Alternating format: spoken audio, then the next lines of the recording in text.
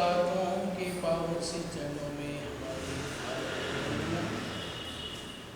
परम उपकारी लाखों आत्माओं को परमात्मा के धर्म से जोड़ने वाले पूज्य चारों दादा गुरुदेव श्री के पावन से चरणों में हमारी भावभरी वंदना। परम पूज्य गणनायक श्री सुख सागर जी महाराज साहिब के पावन से चरणों में हमारी भावभरी वंदना। परम पूज्य आचार्य सम्राट श्री मर्जन कांति सागर श्री सूर्य महाराज साहिब के पावन से चरणों में हमारी भावभरी वंदना। भवसागर से डूबती नैया को सहारा देने वाले श्रद्धा के केंद्र परम पूज्य गच्छाधिपति आचार्य भगवान श्री मर्जन मणिप्रभ श्री सूर्य महाराज साहिब के पावन से चरणों में हमारी वंदना। तत्व विराज विराज के चरण।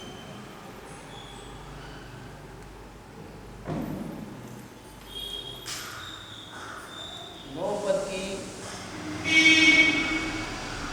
आराधना हम कर रहे हैं।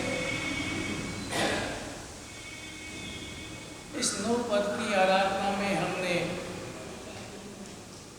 नौ पदों की व्याख्या हम सुन रहे हैं,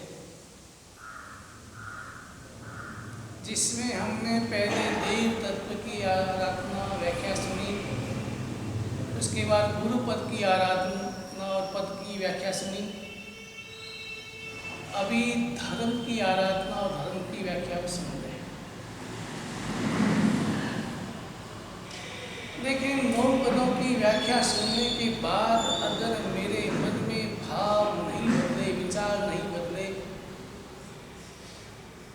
अभी भी मेरे मन में संसार के प्रति, संसार के साधनों के प्रति वही भाव, वही आसक्ति, वही ममत्व अगर रहा, तो इसका कारण एक ही है कि अभी तक अज्ञानता हमारे भीतर में भरी हुई है। जब तक अज्ञानता दूर नहीं होगी, तब तक व्यक्ति संसार में, संसार के साधनों में, उसी में उलझा रहेगा। और इसी कारण से हम ये जन्म मरण की वेदना सहन कर रहे हैं। अनादिकाल से जन्म मरण की वेदना सहन करते आए, फिर भी हमारे भीतर में इन नौ पदों की व्याख्या सुनने के बाद भी अगर मेरे मन में समझ नहीं आई, बोध नहीं प्राप्त किया, तो व्याख्या सुनने कितनी आराधना कर ले, लेकिन जब तक भीतर में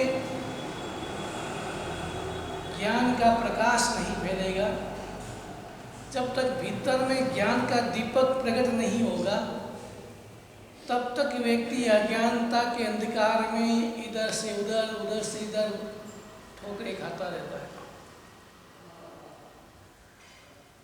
नौ पद की आराधना कहते हैं कि डूबते हुए को तनख्वाह का सहारा भी काफी है, लेकिन ये नौ पद की आराधना तो तनख्वाह नाव का काम करती है। उस नाव में बैठना है, लेकिन हम नाव में बैठे हैं, फिर भी हमारी दशा कैसी है कि दो चार व्यक्ति, तीन चार व्यक्ति शाम के समय में दारू के नशे में चले और नाव में बैठ गए, और नाव में बैठ के चाबुक खूब चलाने लगे। खूब चाबुक चलाया, रात भर चाबुक चले, लेकिन सुबह जब उसका नशा उतरा, देखा कि हम तो वहीं गए, वहीं क्यों? हमने चाबुक तो बहुत चलाए, रात भर चलाए, फिर भी हम वहीं के वहीं क्यों? क्योंकि नाव को खूंटे से खोला नहीं था। नाव खूंटे से बंधी हुई थी, इसलिए कितने ही चाबुक चलाए, लेकिन नाव आगे नहीं बढ़ी। वैसे ही नाव में बैठ गए, चाबुक ही मारे, लेकिन मन को संसार के खूंटे से खुला नहीं, दूर किया नहीं, मन को संसार से हटाया नहीं।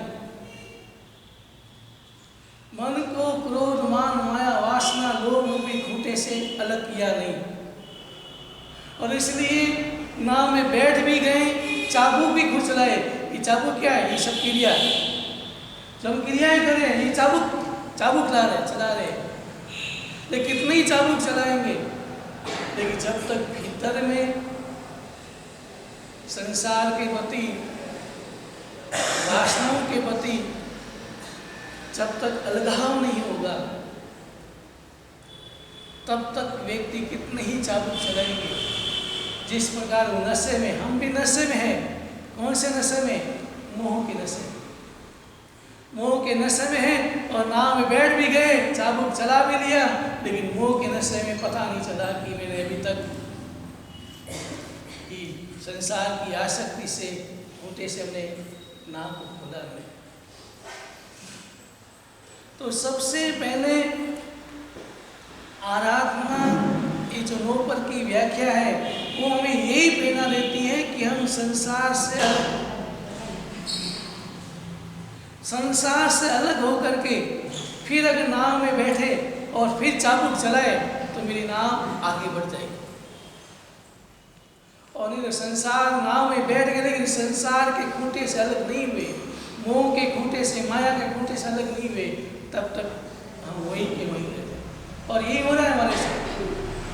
हमने चाबुक बहुत चलाए, हर जगह में चाबुक चलाए, लेकिन घूम फिर के वहीं के वहीं आगे नहीं बढ़ पाए। और अगर एक बार हमारा नाव से खूंटे से अलग हो जाए और फिर अगर हम चाबुक चलाए, फिर आराधना साधना करें, वो आराधना साधना हमें आगे बढ़ाए। तो नोपर की व्याख्या में यही उपदेश देती है, यही समझाती है। लेकिन हम समझते सब है, जानते सब है कि नाव अगर खूंटे में बंधी है तो नाव आगे नहीं बढ़ेगी, समझते हैं, फिर भी उस खूंटे से अलग करने का पुरुषार्थ, उस खूंटे से अलग होने का पुरुषार्थ नहीं। जब तक पुरुषार्थ सम्यक नहीं होगा, सम्यक पुरुषार्थ हो जाए तो हमारी दिशा अपने आप बदल जाए, अपने आप वो खूंटे खोल देता ना। सम्यक पुरुषार्थ। अभी हम जो पुरुषार्थ करें सम्यक नहीं, पुरुषार्थ हम रात दिन करते हैं, रात दिन इधर उधर भागते हैं, दुकान में मेहनत पुरुषार्थ करते हैं, लेकिन उस पुरुषार्थ सम्यक नहीं, वो आत्म दिशा का पुरुषार्थ नहीं है, ये संसार का पुरुषार्थ है। आत्मा दिशा का पुरुषार्थ सम्यक होता है और वो आत्मा धीरे धीरे आगे। लेकिन अभी हम चिंतन करें, मेरा पुरुषार्थ कैसा है, मैं जो पुरुषार्थ कर रहा हूँ उसका परिणाम क्या है, क्या मिलता है मुझे और क्या मिलना चाहिए। पुरुषार्थ भी करता हूँ, लेकिन परिणाम क्या है। व्यक्ति देखते हैं, कितने व्यक्ति को दिन भर रात दौड़ते हैं और उनको एक ही श्रृंगार, वो लोग बस एक ही रस में आनंद आता है, बस पैसे कमाते, पैसे कमाए, पैसे, मैं और धनवान बनूं, और धनवान बन जाता है। फिर बाद में दूसरा रस पैदा होता है कि देखो ये सारे कैसे निकम्मे लोग हैं, कोई काम धंधा करते नहीं है, आलसी है, मेरे को देखो मैं आगे बढ़ गया, ये दूसरा। और तीसरा, कोई दीन दुखी है, गरीब है, खाने को नहीं है, उसके मन में उसको सहायता करने के भाव नहीं है, ये तीसरा। लेकिन ये मैं सोच लिया कि मैंने पुरुषार्थ किया और मेहनत करके प्राप्त किया, लेकिन उस प्राप्त करने के बाद सम्यक चिंतन चल जाए, सम्यक पुरुषार्थ के भाव आ जाए, तो समझ आ जाए कि ये जो पाया वो मेरा नहीं है, वो मेरे आत्मा के उत्थान में उपयोगी नहीं बन सकती। इसलिए इन 9 पदों की व्याख्या सुनने के बाद भी अगर मेरे भीतर में सम्यक पुरुषार्थ, सम्यक भाव, सम्यक दिशा, सम्यक चिंतन, सम्यक आराधना साधना अगर नहीं बनती है, तो तो हम कितनी ही आराधना करें, कितनी ही बार भगवत की व्याख्या सुन ले, कितनी ही आराधना कर ले, लेकिन उसका परिणाम नहीं आ रहा है, नहीं आता है। और ये हम करें हर जन्म में आराधना की, लेकिन परिणाम नहीं आया, सम्यक पुरुषार्थ नहीं हुआ। तभी धर्म की व्याख्या से चल रही है।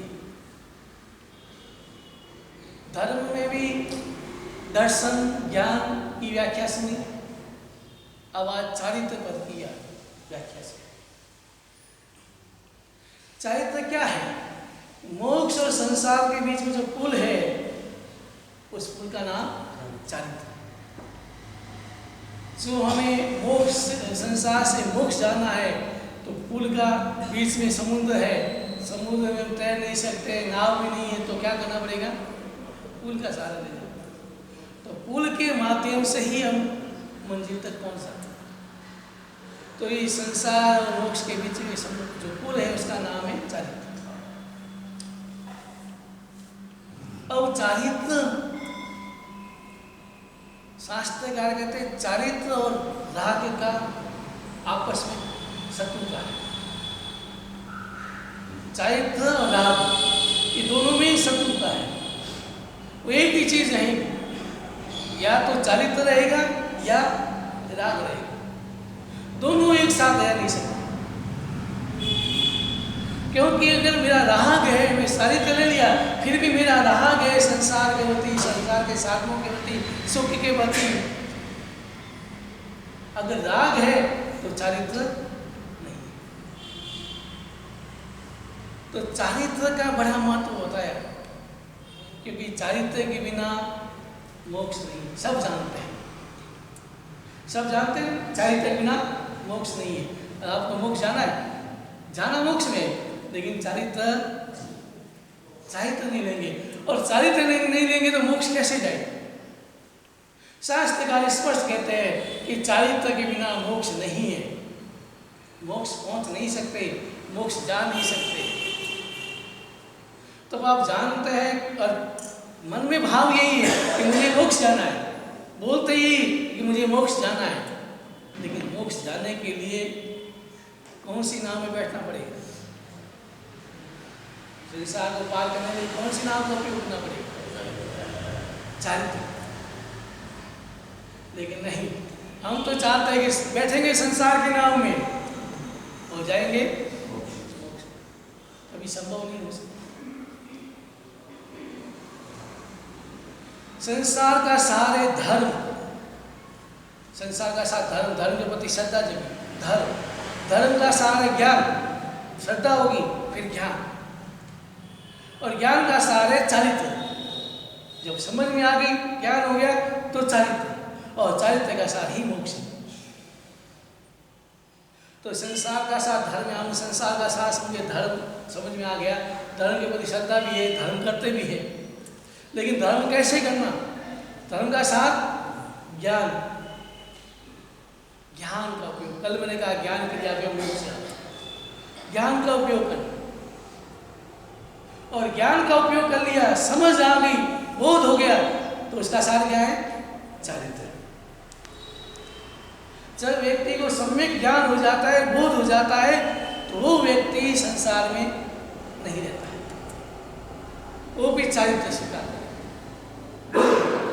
सम्यक बोध, सम्यक चिंतन, और जो वर्तमान में जो दीक्षाएं हो रही है, जो पढ़े लिखे लड़के, अच्छे परिवार के, अरबपति चारित्र ले रहे, क्यों? कभी ऐसा नहीं लगे 5 साल गरीब है इसने दीक्षा ली। कई व्यक्ति ऐसे कहते गरीब है खाने की दीक्षा ली। ये बोलना भी मिथ्या है, और इससे भी घोर कर्म का बंधन होता है। मैं नहीं ले सकता, वो अलग बात है, लेकिन वो ले रहा है, अगर उसकी हम अगर संसार कम ही निकलते हैं कि इस कारण दीक्षा ली, ये हमारा घोर कर्म का बंधन करा, इसलिए ऐसे भाव नहीं आने चाहिए। आप देखो चारित्र की महिमा, एक भिखारी को दीक्षा दी, और चारित्र के प्रभाव से, चारित्र की महिमा से उसके भाव बदले, और चारित्र के प्रति खूब अनुमोदना की, और अनुमोदना के कारण क्या बन गए? संप्रति सम्राट।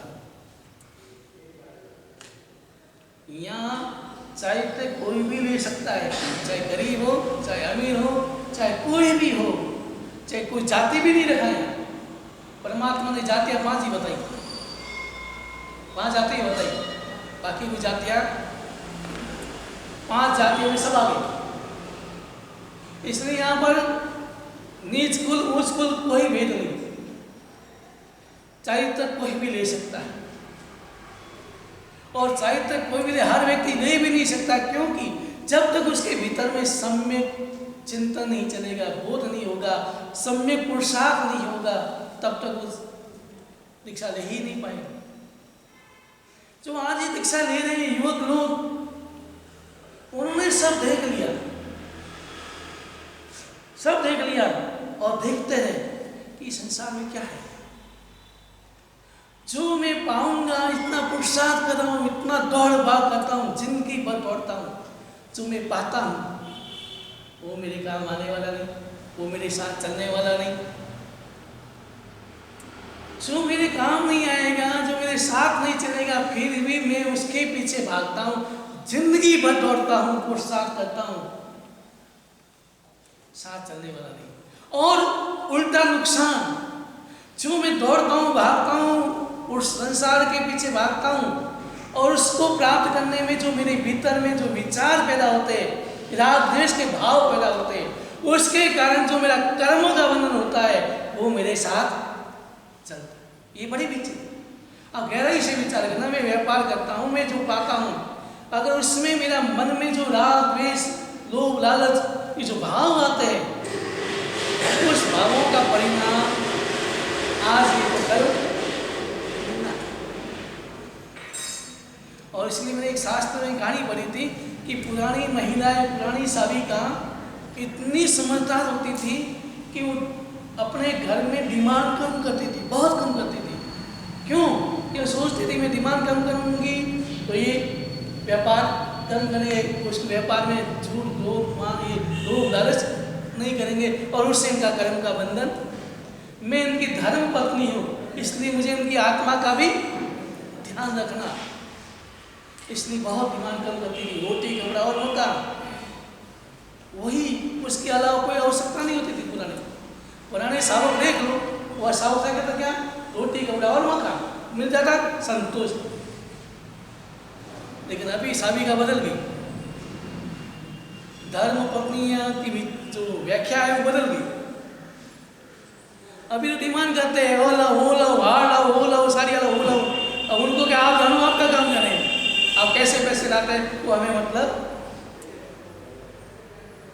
लेकिन धर्म पत्नी का होता है पति को धर्म से जोड़ने वाले, पति के मन में धर्म के विचार पैदा करने वाले, पति की आत्मा को उत्थान में सहयोगी बनना, वो है धर्म पत्नी।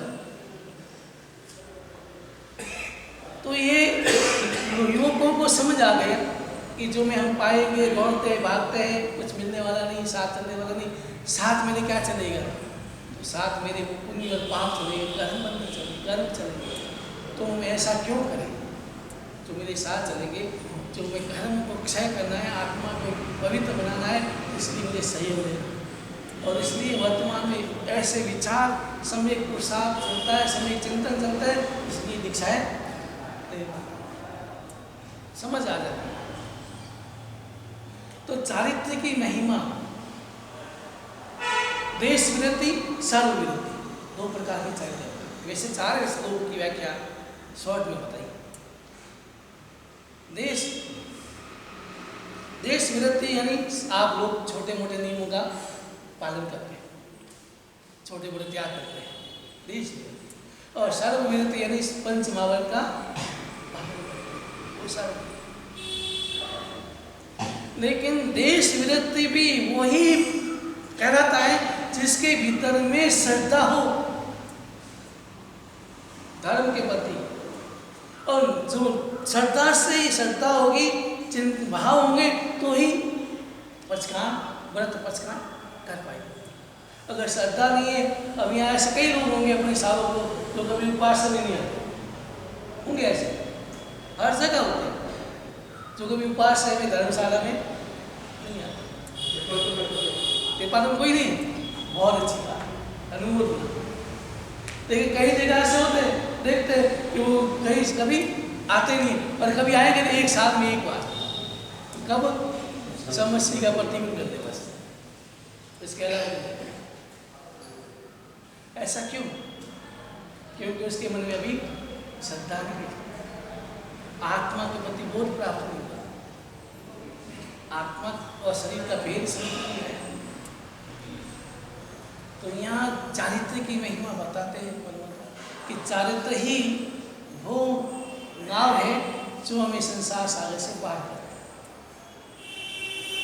बाकी जो हम संसार में रहते हैं और संसार में अगर नियम व्रत का पालन करते हैं और मन में संयम के प्रति उत्कृष्ट भाव रखते हैं, संयम की अनुमोदना के भाव रखते हैं, तो वो भी आज नहीं तो कल उसको चारित्र के नाम जरूर मिलेगी और वो चारित्र के नाम में बैठ के संसार सागर से पार होगा।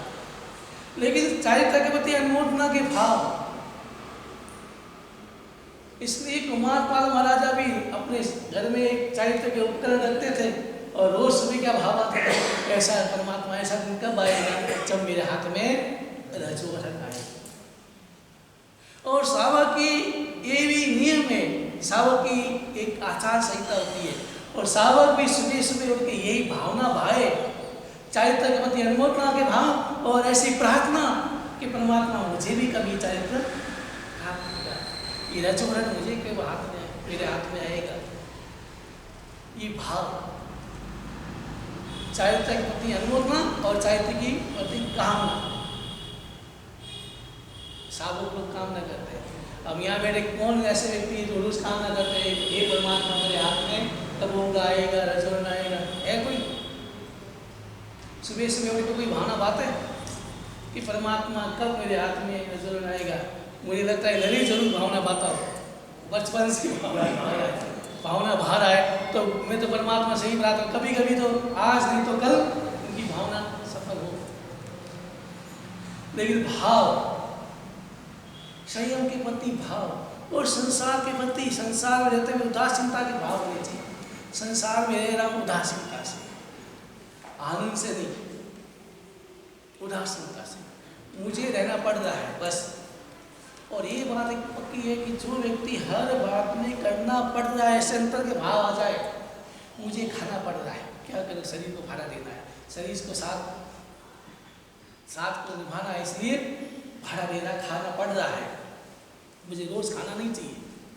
हम भी कभी विचार करते हैं कि हमको रोज एकासना करनी चाहिए, रोज खाना नहीं चाहिए, तपस्या करनी चाहिए, अंतर के भाव। लेकिन अब शरीर जैसा साथ देता है, शरीर के कारण और कुछ शरीर के कारण, कुछ हमारे मन के कारण, मन भी ढीला हो जाता है। तो भाव तो होने चाहिए कि मुझे रोज खाना नहीं खाना पड़ रहा है। आज क्या मुझे शुगर हो गई, थायराइड हो गई, रोज खाना पड़ रहा है। व्यापार करते हैं उस समय यही भाव कि मुझे झूठ नहीं बोलना चाहिए, लेकिन संसार को बैठा हूँ, संसार को कर्तव्यों का पालन करने के लिए मुझे व्यापार करना है, तो मुझे झूठ बोलना पड़ रहा है। भाव, मन में पश्चाताप के भाव, मुझे बोलना पड़ रहा है, नहीं बोलना चाहिए, पड़ रहा है। अगर ऐसे भाव भी होंगे तो भी आपके कर्म बंधन कम, करना पड़ रहा है, खाना पड़ रहा है, सब कुछ। अगर ऐसे अंतर के भाव कब आएंगे? जब भीतर में व्यक्ति को बोध हो जाएगा, सम्यक ज्ञान, सम्यक दर्शन, सम्यक चिंतन व्यक्ति के भीतर में चलेगा, तो व्यक्ति संसार में रहते हुए उदासीनता। और कई ऐसे राजा महाराजा भी होते थे जो हमेशा ही प्रार्थना करते थे और उदासीनता से रहते थे। क्या करूं, अभी कोई उत्तरदायित्व संभालने वाला युवराज, और जिस दिन युवराज योग्य हो जाता उत्तरदायित्व संभालने के लिए, तो राजा फिर बाद में नहीं रहता, तो युवराज को राज्य सौंपते और आत्मा की साधना में निकल जाता। कितने भी उदाहरण देख लो आप, पुराने शास्त्र पढ़ो, पुराने उदाहरण कि राजा कभी भी युवराज होने के बाद लगभग सब राजा युवराज को राज सौंप के दीक्षा ले लेते। अब मेरा कर्तव्य हो गया, मैंने संसार देख लिया, अब मेरी आत्मा की साधना करनी, मुझे अपनी आत्मा को करना। और आपके बेटे योग्य हो गए, दुकान के संभाल रहे, फिर भी अपना मन दुकान से हटता नहीं, वो नहीं छोड़। दुकान में जाएंगे जाएंगे। और लड़के चाहते हैं कि दुकान में नहीं आए। लड़के कहते हैं तुम्हारा ना करो, साथ ना करो, उसको करो, अब यहाँ भी हम टक टक करते हुए दुकान में पहुंचा। लड़के योगी हो गए, पोते हो गए, फिर भी संसार के प्रति मोह नहीं छोड़ता। इसका कारण अभी एक ही है, शास्त्रकार एक ही कहते हैं, अभी तक मेरे मन में सम्यक पुरुषार्थ, सम्यक ज्ञान, सम्यक दर्शन नहीं हुआ। और सम्यक दर्शन, सम्यक ज्ञान, सम्यक चरित्र, सम्यक दर्शन हो जाए, सम्यक दर्शन होते सम्यक ज्ञान हो जाएगा, और सम्यक ज्ञान होते ही फिर मन में संसार के प्रति अपना अलगाव के भाव आते हैं। सम्यक ज्ञान और सम्यक ज्ञान सम्यक चिंतन करता है, सही गलत का बोध देता है, वो सम्यक ज्ञान सम्यक दर्शन। जब तक सम्यक ज्ञान सम्यक दर्शन नहीं है तो चरित्र होने का सवाल नहीं, क्योंकि सही और गलत का बोध नहीं है। इसलिए चरित्र के प्रति भाव, और ये भाव कब आएंगे आपके मन में? जब चरित्र के प्रति अनुमोदना के भाव। धन्य है चरित्र। और जब अनुमोदना करते करते करते रोज अगर वही बात आती रहेगी संयम के, क्या संयम के प्रति आस्था है, श्रद्धा, क्या साधु संत है, क्या आराधना करते हैं, क्या साधना करते हैं, क्या वो अपनी मस्ती में रहते हैं, अगर बार बार बार बार अगर भाव आएंगे, सम्यक भाव आते आते अपने आप मन में आ जाएगा, नहीं सही तो यही है और मुझे भी वही करना। लेकिन आप साधु संतों के पास आते हैं तो हाथ जोड़ते हैं, ठीक है हमारा बहुत बढ़िया और बाहर जाने के बाद अरे संसार में जो आनंद है वो कहाँ है? अपन को आनंद चाहिए। साधु संतों की बात क्या है? साधु संत बात पर वही कहते हैं, मोक्ष क्या, वो क्या, वो क्या, वो क्या, वही बातें करते हैं। अगर ऐसे भाव आ गए तो आत्मा का उत्थान होगा, पतन। और कई युवकों को मैंने देखा ऐसे विचार, ऐसे बोलते भी देखा, साधु साधु के पास क्या है, वही बातें वही बातें। कई व्यक्ति कहते आपने मोक्ष को देखा क्या? मोक्ष क्या है? मैंने कहा मोक्ष तो हमने देखा नहीं, अनुभव किया है। तुमने हवा को देखा? तो हाँ, मुझे पकड़ के बताएगा हवा है। कैसे अनुभव हो? तुमने देखा हवा को?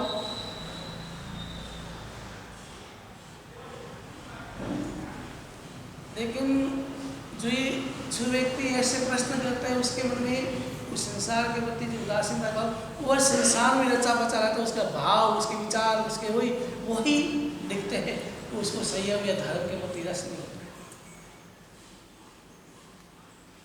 तो हम तो त्रिपाद वाले तो पुण्यशाली है कि कम से कम धर्म के प्रति श्रद्धा तो है और चारित्र के प्रति अनुमोदना के भाव तो है। और ये चारित्र के धर्म के प्रति श्रद्धा और चारित्र के प्रति अनुमोदना भाव ही आज नहीं तो कल आपको संसार से पार होने के निमित्त बनेगी। संसार सगरे पार, आज नहीं तो कल सिद्धि पाएंगे हम भी और संयम पाएंगे हम भी, आज नहीं तो कल। लेकिन ऐसे भाव, ज्ञान हमें समझदारी देता है, ज्ञान समझदारी देता है, और दर्शन ईमानदारी दिखाता है। जो है वही है। जैसे दर्शन यानी देखना, ये क्या है, मैंने इतने का चश्मा घर है तो इसको चश्मा घर ही मानना, उसके अलावा तो ज्ञान दर्शन ईमानदारी है। जो है उसको वही व्याख्या बताएगा। दर्शन ईमानदारी और चारित्र जिम्मेदारी। जब 10 ज्ञान हो गया, समझदारी आ गई, ईमानदारी आ गई, तो चारित्र के प्रति जिम्मेदारी। अब मेरी आत्मा के प्रति जिम्मेदारी क्या है कि मेरे ज्ञान दर्शन है, ईमानदारी आ गई, ज्ञान भी आ गया, समझदारी आ गई, तो मेरी समझदारी आएगी तो मेरी क्या जिम्मेदारी है? चारित्र जिम्मेदारी। चारित्र यानी अपने आचरण में उतारना। जो वस्तुएं, जो उद्गल, जो बातें, जो राग, जो द्वेष, जो मेरे आत्मा को नुकसान पहुंचाते हैं, उसके लिए जिम्मेदारी लेना कि नहीं, चाहिए क्या है जिम्मेदारी। मैं अपने आचरण को शुद्ध बनाऊंगा, मैं अपने विचार को शुद्ध बनाऊंगा, मैं अपने आचार को शुद्ध बनाऊंगा और मैं धर्म के प्रति श्रद्धा के भाव बढ़ाऊंगा। तो ये बात में जिम्मेदारी होती है। आपकी जिम्मेदारी है किसकी? आत्मा के प्रति। आपकी जिम्मेदारी संसार के प्रति जिम्मेदारी आपने बहुत निभाई और अनाधिकार से ही किया, लेकिन आत्मा के प्रति मेरी जिम्मेदारी क्या है? चारित्र यानी आचरण में उतारना। चारित्र की तो भाव एक को दीक्षा देना, ये चारित्र। एक चारित्र का मतलब मूल बात है कि आचरण में उतारना। कोई भी बात मेरे जीवन में आचरण में उतारे, वही चारित्र। और हमने 5 महाव्रतों को आचरण में उतारा और उसके प्रति श्रद्धा और समर्पण और अहोभाव तो अगर मेरे मन में है और जिम्मेदारी है, मेरी आत्मा के प्रति जिम्मेदारी है, तो वो चारित्र ही मोक्ष पहुंचा सकता है। लेकिन मेरी जिम्मेदारी नहीं है, मैं जिम्मेदारी नहीं, मैं लापरवाह हूँ आत्मा के प्रति, मेरी कोई जिम्मेदारी नहीं है। अगर मैंने कोई जिम्मेदारी नहीं समझी तो मैं चारित्र के बिना, भावों के बिना, तभी चारित्र से मोक्ष नहीं मिल सकता। मैंने वेश पहन लिया, ये तो कई वेशधारी साधु हैं, लेकिन वेश धारण करने से मोक्ष नहीं मिल सकता। जब तक मेरे आचरण में नहीं उतरेगा, जब तक मेरे भाव नहीं बनेंगे, भावों में नहीं उतरेगा, रोम रोम में पंच महाव्रतों के प्रति आस्था, श्रद्धा और उस कारण, किसके कारण? आत्मा की जिम्मेदारी समझ में आ जाएगी। मेरी जिम्मेदारी है, मुझे मनुष्य जन्म मिला है और मेरी अभी एक ही जिम्मेदारी है कि मुझे मेरी आत्मा को मुक्त करना है। ये जिम्मेदारी और चारित्र जिम्मेदारी ही है। अब आप सोचो कि मैं अपनी आत्मा के प्रति कितनी जिम्मेदारी के भाव आते मेरे मन। आपने कभी आत्मा की जिम्मेदारी समझी कि जो मनुष्य जन्म मिला अब इसलिए मिला, मेरी अभी जिम्मेदारी है, मुझे सारी अनुकूलता मिल गई, सारे साधन मिल गए और साधनों से मैं अपनी आत्मा को मुक्त कर सकता हूँ, तो मेरी जिम्मेदारी है। अब मान लो कि एक नेता के कारण कोई व्यक्ति जेल में गया, तो नेता क्या सोचेगा? कुर्सी आ गई, सत्ता आ गई, तो सबसे पहले क्या करेगा? मेरी जिम्मेदारी है उसको जेल से मुक्त करना, मेरी जिम्मेदारी। वैसे ही मेरी जिम्मेदारी मुझे इस आत्मा को मुक्त करना है। ऐसी जिम्मेदारी के भाव आपको सब मिला है, बुद्धि मिली, विवेक मिला, धर्म के साधन मिले, परमात्मा की वाणी मिली। अब इतनी सत्ता मिलने के बाद भी आपके मन में ये भाव है कि मेरी जिम्मेदारी है मेरी आत्मा को मुक्त करने के भाव करना। ये अगर जिम्मेदारी के भाव नहीं आए तो आपकी जो सत्ता मिली है इसका कोई फायदा। तो यही ऐसे ही सत्ता, और व्यक्ति उस सत्ता के मत में मस्त होकर के भूल जाता है कि मेरी जिम्मेदारी क्या है। दो ही कारण होते हैं, या तो व्यक्ति सत्ता को प्राप्त करने के बाद आंखें टेढ़े का अहंकार आ जाता है, मैं ही हूँ, बस यहाँ सब कुछ मेरा ही है और जो मैं चाहूँ वैसे ही होगा। एक व्यक्ति ये करता है। और दूसरा व्यक्ति सत्ता को प्राप्त करने के बाद घर का मुखिया सत्ता आ गई तो वो सोचेगा मुझे मेरे जिम्मेदारी को नहीं, मेरी जिम्मेदारी है। दो ही बातें हैं। अगर आपके संसार के प्रति अहंकार आ गया, संसार में सब जो चाहूँ मैं कर सकता हूँ, मैं सब कुछ कर सकता हूँ और ये सारा जो मेरे पास है सत्ता वो सब कुछ मेरी है, अहंकार आ गया। और एक आ गया कि नहीं मेरे पास सत्ता दे रहे, मेरी सत्ता मेरी। और व्यक्ति जिसके कारण सत्ता को प्राप्त करता है उनको भी भूल जाता है। आपको वर्तमान में सत्ता मिली, किसके कारण मिली? पुण्य के कारण। पुण्य के कारण आज आप सत्ताधीश बने, धनवान बने, करोड़पति बने, अरबपति बने, साधन मिले, तो पुण्य के कारण मिला।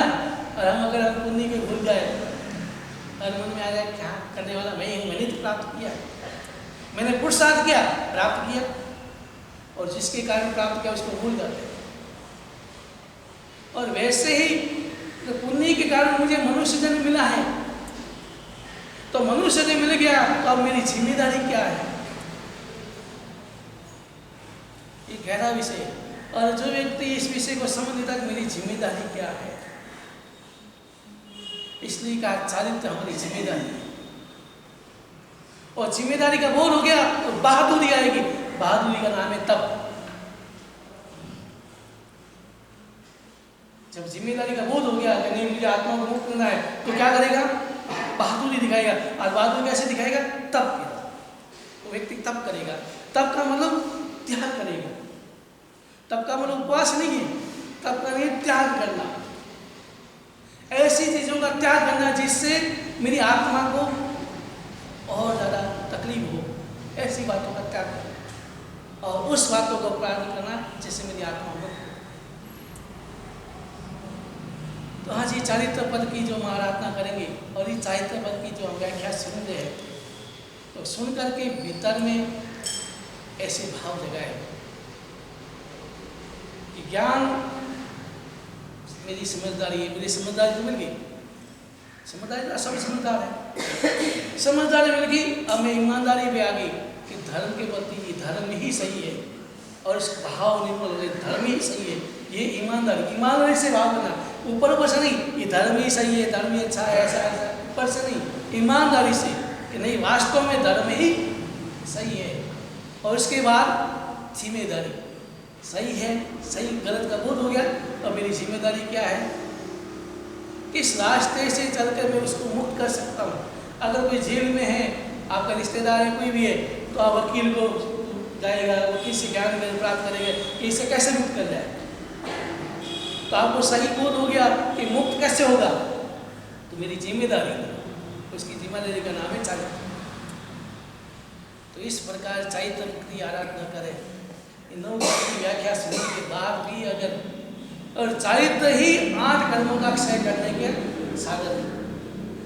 8 कर्मों का क्षय करने के लिए चारित्र ही लेना पड़ता है। चारित्र से ही 8 कर्मों का क्षय हो सकता है। बाकी संसार रह के 8 कर्मों का क्षय नहीं कर सकता। संसार में के मूल कर्म का क्षय नहीं कर सकता। कितना ही व्यक्ति धार्मिक होगा, कितनी आराधना साधना करता, लेकिन वो नहीं छोड़ सकता। तो 8 कर्मों का क्षय करना है तो चारित्र लेना पड़ेगा। और 8 कर्मों का क्षय किए बिना सिद्ध बन नहीं सकते। तो आज हम चारित्र पद की जो व्याख्या सुनी, चारित्र के प्रति भाव जगाए, उसके अनुमोदना के भाव जगाए और मन में एक ही कामना जगाए, एक ही भाव जगाए कि मुझे भी कब संयम मिले, ऐसी प्यास जगाए। शिवपाल निकल पड़ा है, घोड़े पे बैठ के निकल पड़ा है और लक्ष्य है कि मन में भाव है कि मैं अपने बलबूते पर अपने राज्य को प्राप्त करूं। और ये भाव चारित्र में लगता है कि मैं अपने बलबूते पर ही अपना साम्राज्य प्राप्त करूंगा, यानी आत्मा का सफल मोक्ष को प्राप्त करूंगा। मैं अपने बलबूते पर, दूसरों का सहारा नहीं ले सकता। आगे बढ़ा, 2 विद्यालय मिले, एक ने 2 जड़ी बूटी दी, जल में डूबेगा नहीं, रास्ते का प्रभाव पड़ेगा नहीं, और एक ने सोने का टुकड़ा दिया और शिवपाल आगे बढ़ा। चलते चलते भरूच में एक जगह आराम से थका मिटाने के लिए सो गया, नींद आ गई। और उधर कौशंबी का शेर, धवल शेर, वो व्यापार करने के लिए 500 जहाज का मालिक। पुराने जमाने में जहाजों में व्यापार होता था, एक दूसरे जहाँ सस्ता मिलता खरीदते, महंगा में, तुम आगे जाके महंगे में भाव में बेच सकते, वही व्यापार होता। तो धवल सेठ भरूच में व्यापार करने के लिए आया था और उसका व्यापार पूरा हो गया। और जब राजा से अनुमति लेके अब मेरा व्यापार पूरा हो गया, अब मैं यहाँ से प्रस्थान करना चाहता हूँ, राजा ने आज्ञा दी। वो जहाज में बैठा, लेकिन जहाज में बैठा नाविकों को आदेश दिया आगे बढ़ाया जाए, लेकिन जहाज हिल नहीं रहे, आगे बढ़ नहीं रहे। नाविकों ने बहुत पुरुषार्थ किया, बहुत मेहनत की, इंजन देखा, इंजन में कोई खराबी नहीं, बहुत खुशहाल के, लेकिन जहाज नहीं चला। और सेठ के मन में केवल संसार ही बसा हुआ था, और कोई दिख नहीं रहा, केवल संसार बस। और कैसे प्यार करूं, जो है उसकी ओर नजर नहीं, और कैसे प्राप्त करूं, और कहां से आ सकता है, बस वही बात। और जब जहाज नहीं चला, परेशान हो गया, तो देवी के मंदिर जाता था, देवी के मंदिर में गया और प्रार्थना की, देवी माँ मेरे जहाज नहीं चल रहे, और कोई मिथ्या देवी होगी, और उसने कहा कि तुम्हारे जहाज को शुद्ध देवी देवताओं ने घेर रखा है, और जब तक किसी पुरुष की बलि नहीं देंगे तब तक ये आगे हटने वाले नहीं। अब बलि देना, धवल सेठ घबरा गया, बलि में किसके दी? तो अब धवल सेठ के मन में संसार था, वो कैसे भी करके मुझे जहाज को चलाना है, तो सीधा दौड़ा वापस राजा के पास गया, क्योंकि राजा की अनुमति बिना कुछ नहीं कर सकता। वो राजा के पास गया। हम भी अपनी राजा अपना कौन है? आत्मा। तो आत्मा मेरी राजा है, और क्या हम राजा की अनुमति से हर काम करते हैं? और नहीं करते, इसलिए तो सजा भुगत रहे। ये जनगण की क्या है? ये सच्चाई है। अगर राजा की आज्ञा किसी अगर चले तो कभी सजा नहीं हो सकती। तो और सेठ राजा के पास गया, और सेठ तो अभी तो अनुमति लेके गया है, फिर क्या हुआ?